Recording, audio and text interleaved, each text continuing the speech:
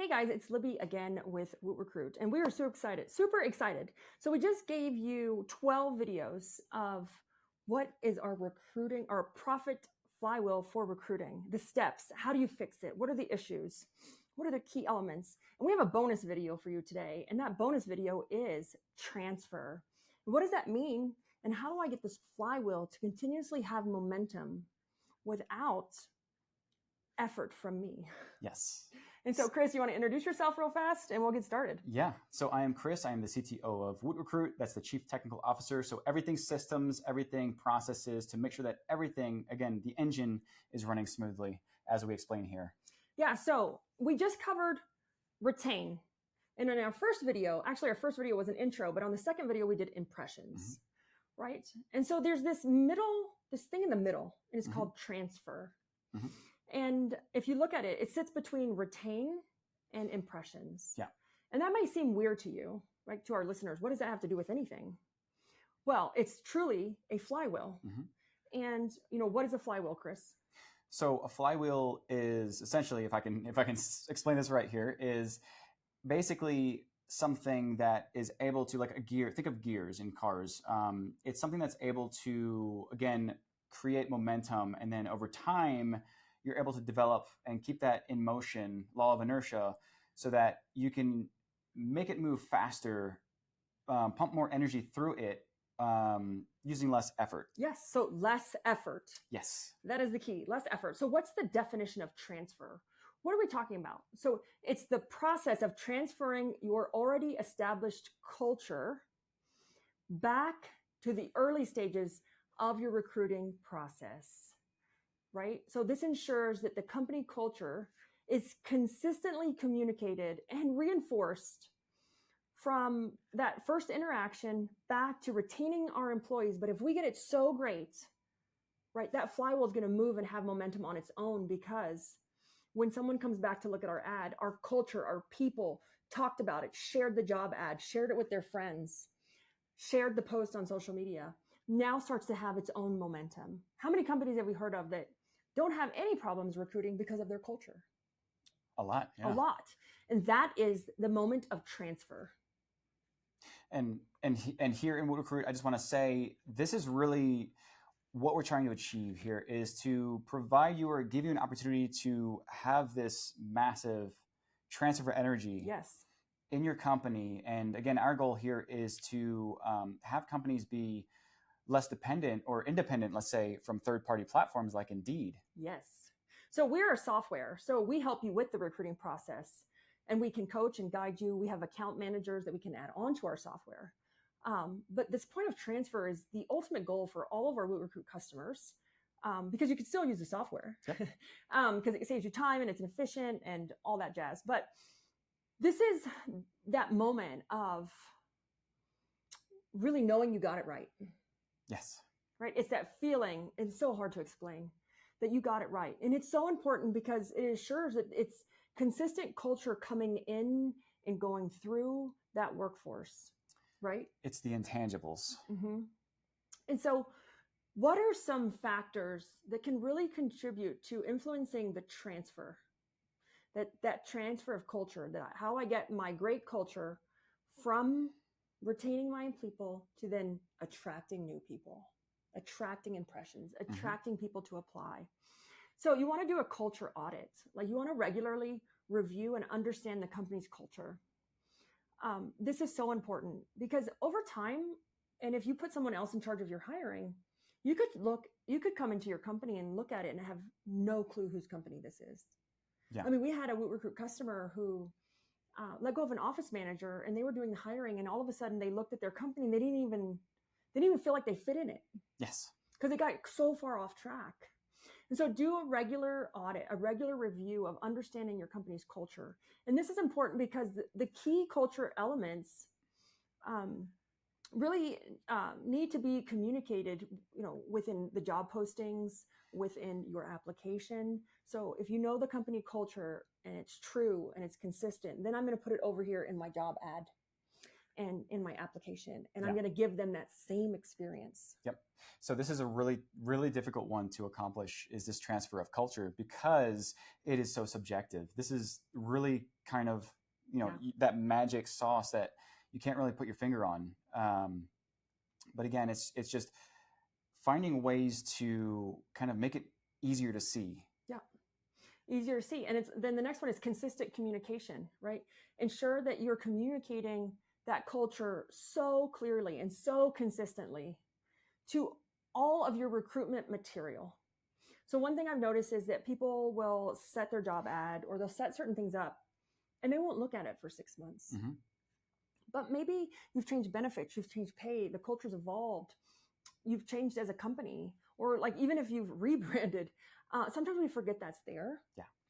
Or we throw up an old ad I had from 3 years ago. Mm-hmm. But do you think I'm the same company from 3 years ago? No. So you want to make sure that consistent communication is going from that whole process to retain. Then I need to make sure it's communicated through the new, like I keep communicating it through all of the material, through all of that process. And that's why it's a flywheel. It's a continuous process that keeps moving. And the better we get at it, the more momentum it has. Yeah. Mm-hmm. So with that audit in your company, it's really asking yourself and trying to think through it objectively and say, So objectively, I'm going to interrupt you for a minute. So for a second. So I always think that my company is the best because it's my company, and we're kind of all that way. We're just a tad bit biased because it's our baby. Like, we created it from infancy, and we nursed it, and we grew it, and we cried, and we laughed. And so we are biased. Mm-hmm. And so how do you remove that from your perceived culture that you think the company has to what the company truly has? You have to that is a complete mindset, thought process that you're going to have to work yourself through as the owner. Yeah. And so one thing that might be helpful for the audit itself is to really ask the question and say, are we living up to, that picture that we paint to ourselves? Or even boiling it down per department, if you're doing an audit, are we living up to our own standards in X? And then again, through that communication, are we sharing these standards, and are these showing how we are expected to live them? Yes, absolutely. And then the next one is reinforcement of culture. And how do you do this? Right? It's consistently reinforcing the company's culture throughout the hiring process and beyond. And one tip I have for you that's really easy is you do this through stories. You do this through sharing stories about great people in your company. We don't want to share the bad stories, like, don't be like Susie and call out all the time. Like, that'll get you fired.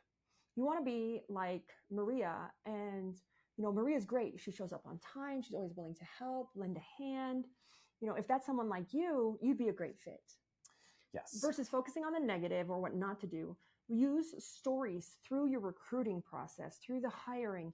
On your job ad, put an employee testimonial on your job ad. Because that is going to inject the culture, the words you use. Use specific words that your company uses, the language you use. That's why I'm such a stickler for copying and pasting other people's job ads, because you're not going to attract you might get a whole bunch of people apply, but are those the right fit people? Yeah. So what I would like to say with this is really it's all about putting a spotlight on the emotion that you're trying to accomplish through your culture. And so if you spotlight, like Libby mentioned, the negatives and that negative emotion, then that's what's going to shine through. Absolutely. So this was a short one. This was a bonus round. If you didn't see the other 12 videos, I highly recommend you go back and look for them. Again, we're going to some recaps, some takeaways. So it's really the importance of transferring the culture back to the early stages of recruiting. What are those? That's your job ad, your impressions, your clicks, your application. That way we're attracting and keeping those right people through the process, and then we're retaining them for culture. And it's asking yourself those questions through each one of those stages and saying, does my culture align with how it's actually represented? And going through each piece just like that. Absolutely. So come up with your strategy, do your audit. In the prior video, I talked about setting time to do this, to just reviewing your recruiting process at least once a quarter. because it can become stale. It's not static. It's ever evolving because it's the process of people.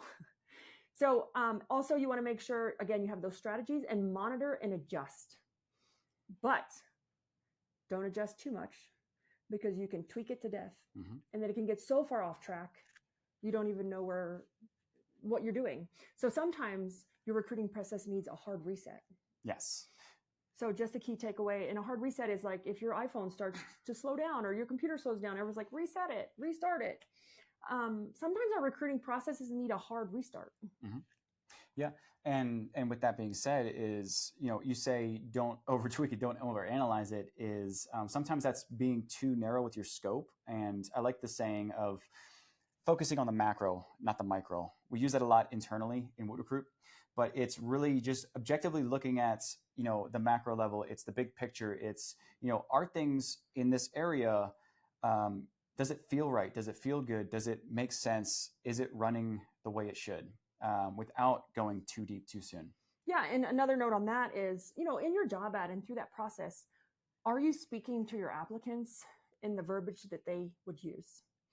So that's why it's really important that sometimes we remove ourselves from like our opinion or how we want it to flow, and seeking help or advice from other employees or family or friends, because maybe they speak that verbiage. Maybe it would resonate with them better versus the way we think it should come across.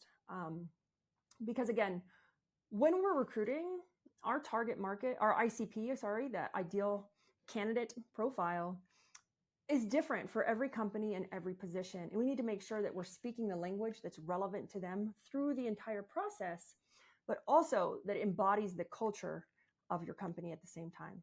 So hopefully you enjoyed this bonus round. Again, we've done 13 videos. It's a series of 13 videos. They were great. Loved all of them. Make sure you subscribe to our YouTube channel. We do weekly YouTube videos on recruiting tips, strategies, and I have a guest on every single week.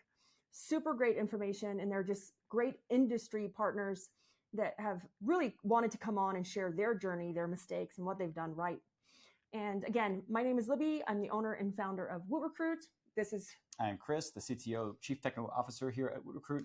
And we're going to give you some goodies in the comments. So make sure that you take a look for some free hiring tools. I have a recruiting toolkit, a hiring goal calculator that Chris made that will give you actually all of your recruiting numbers that you need to hit your end of year revenue goal, which is absolutely amazing. I've never seen anyone do anything like this. And again, if you need help with your recruiting process, you can always reach out to us. We're here to help you. And we're willing to see if you would be a great partner with WootRecruit. Because again, with WootRecruit, we're not just a software. We're not just a service. We're a partnership in your company to really up-level that recruiting process.